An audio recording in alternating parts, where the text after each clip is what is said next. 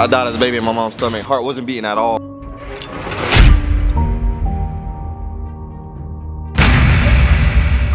All right, hey, so it's revival week. I'm with this young lion, Kijan Boone. Yes, sir. Yes, What are sir. we gonna do, man? Praise the Lord. We praise the Lord all weekend, man. On fire. Yeah. What are we gonna see? Jesus, God move profoundly. It's gonna be powerful. We're gonna get some encounters today. Look, I'm putting them on. First time ever drinking nitro. Let's see what he thinks. Come on. You gotta let it drink.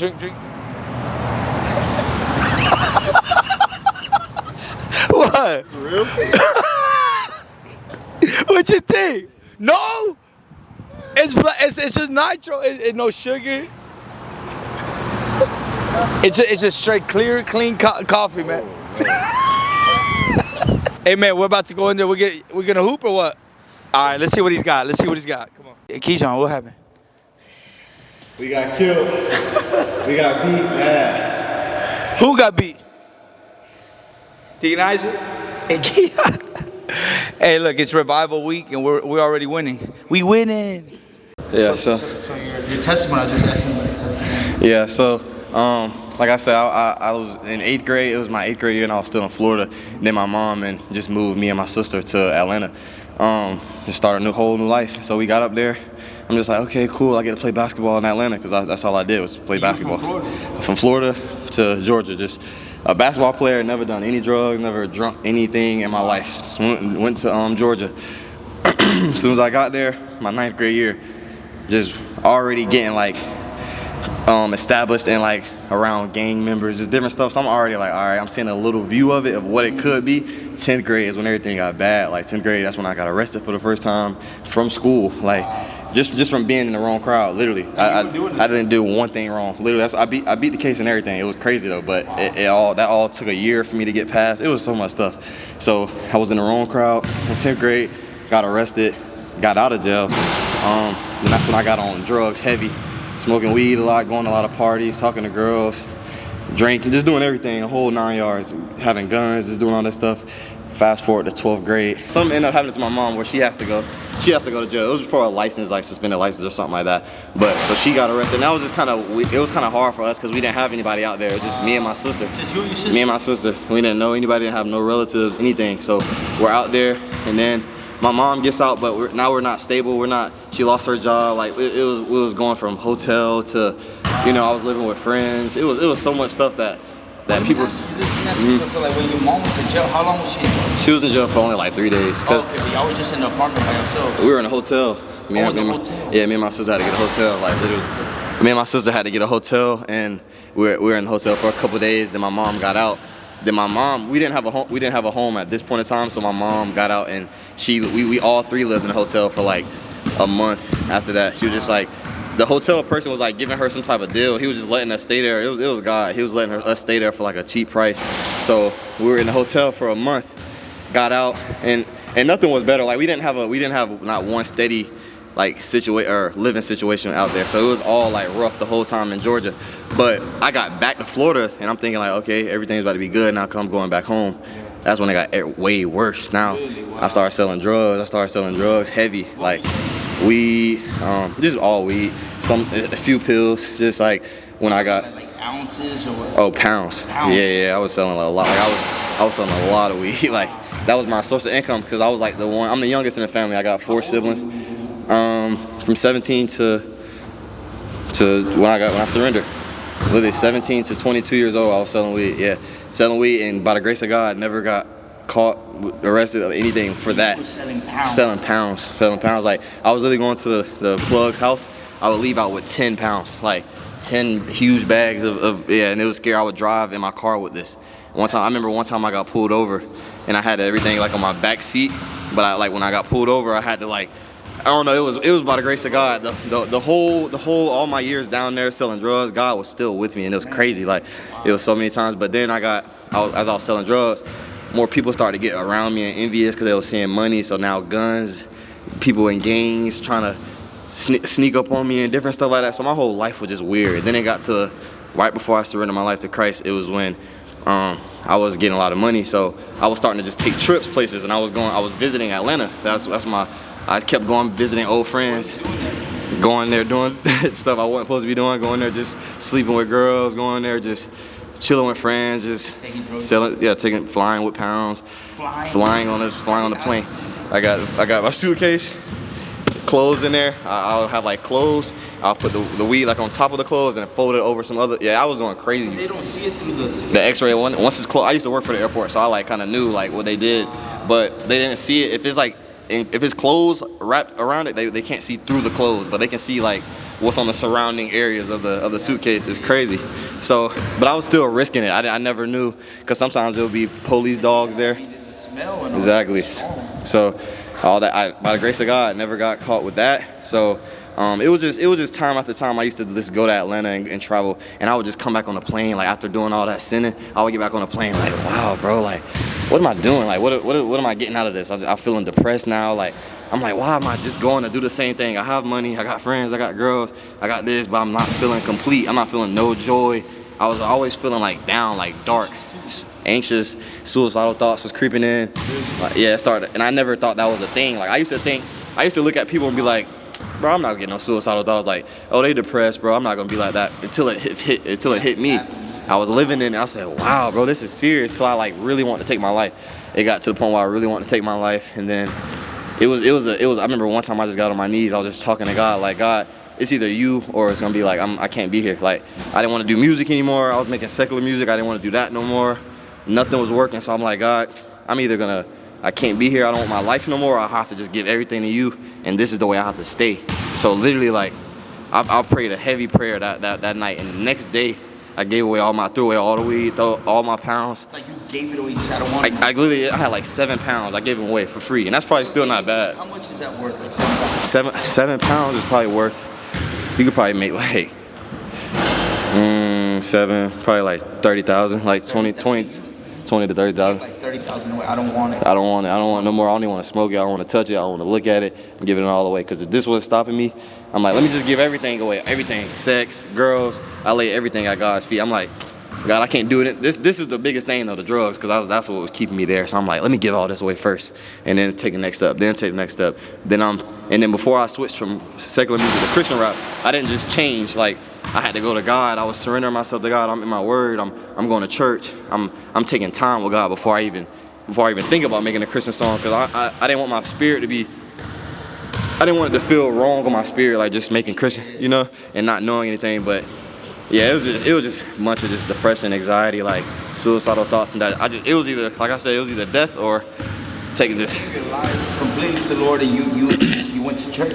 I started going to church literally like that next week. I started going to church by myself, because I used to start going with my mom. I have to go with a friend, but I started going by myself. I said, God, I want this for me.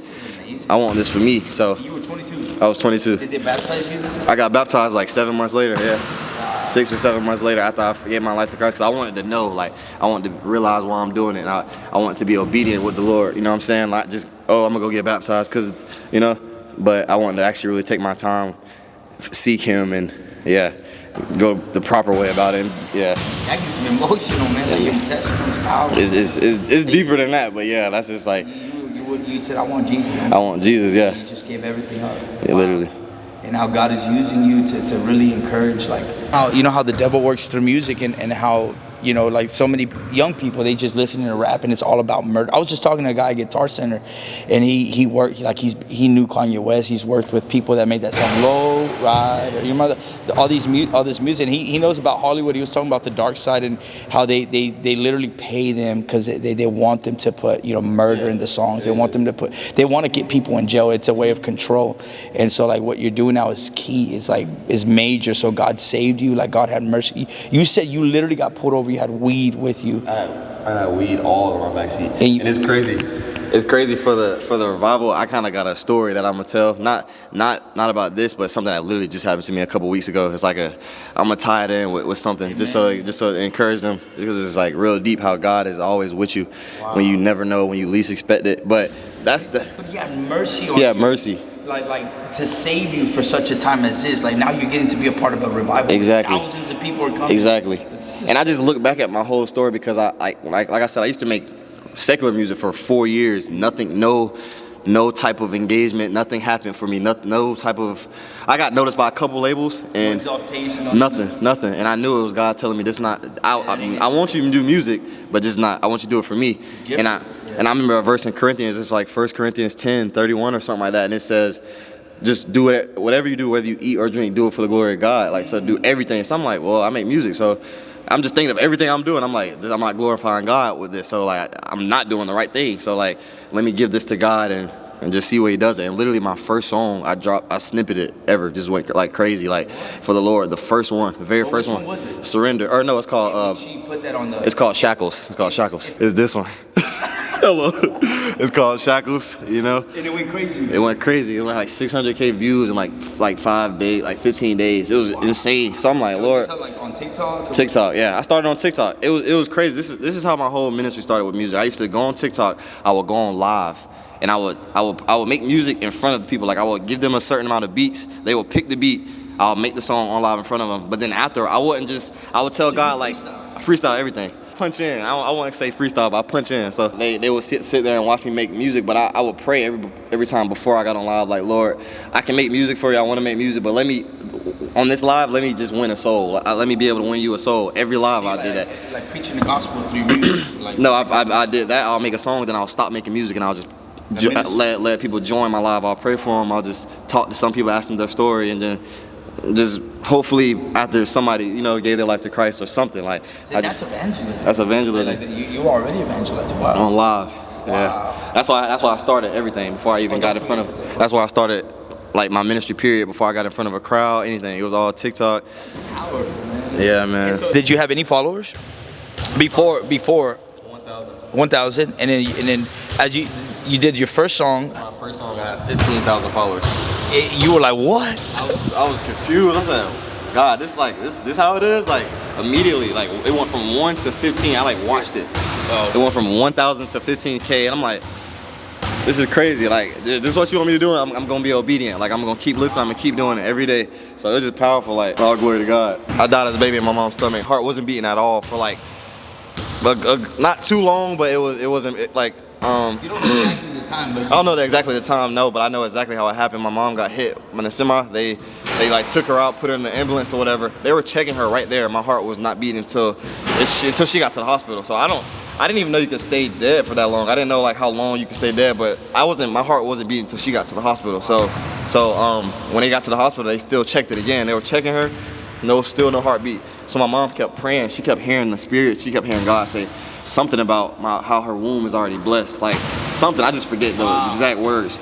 But she wasn't praying it at first. She was hearing God, but it's like when you see your person if you see your kid in real life like dying, you want to pray, but it's like you worry about your kid. So she kept hearing it, and my heart was not beating. So finally she started praying it. The fruit of my womb is blessed. Talking to the Lord. So literally, she started literally declaring it. How powerful the word of God is. Literally, she started doing that. And so it was 2 male nurses in there, and then there was 1 lady. And the male they were checking me at first, and it was no heartbeat. So it was 1 more lady. The lady in there, she was like, I just want to check 1 more time. Like, just something telling me to check 1 more time.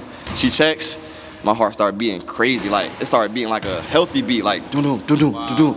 And it was crazy. So my mom told me like all that happened, and she was just, thankful to the Lord. But I look at that like that was God right there, like in the beginning. Let me say, like, people like that are gonna be used mightily by God. Like, the devil tries to really take you out. Like even me. I think the story was that my dad wanted to get an abortion. Like, hey, let's get an abortion. Yeah. And so imagine if we would have gotten, I wouldn't have been here either. Like, so the enemy tries to come at you, especially when you're young, and he tries to get you to go through trauma, tries to kill you. But man, you're here for a purpose, and man, I'm so happy for your life. Keep praying for Kijan, because he's going to do big things in the kingdom, amen? Yeah, man, so I'm just thankful. I'm real blessed to, every day is a testimony for me, because it's like I'm still here, and every time something happens or I get any revelation or any type of anything happens to me, I just think about like, I couldn't even been here. I wouldn't have been here if the Lord didn't just put his hand right there in the womb. So it was just like, yeah, I don't think none of this is coincidence that I'm making music for him. I'm doing everything to glorify him. So it's not a coincidence at all. It's beautiful. Lord is amazing. If I gotta tell anybody anything, just keep the Lord first and always believe that He will always be there. And when he say he'll never leave or forsake you, is way deeper than that, and it's true. And I just encourage everybody to just give their life to Christ immediately. And anybody in there in the drug game, using drugs or selling drugs, you probably heard this before, but it's definitely not worth it. It's not worth it at all, because it's not worth your freedom. It's not worth your life.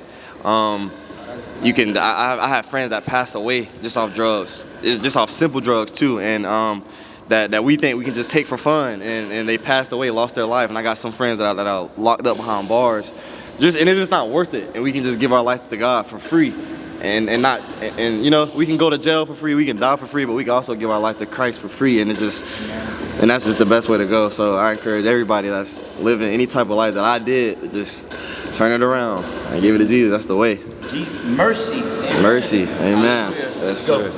I won in basketball, by the way.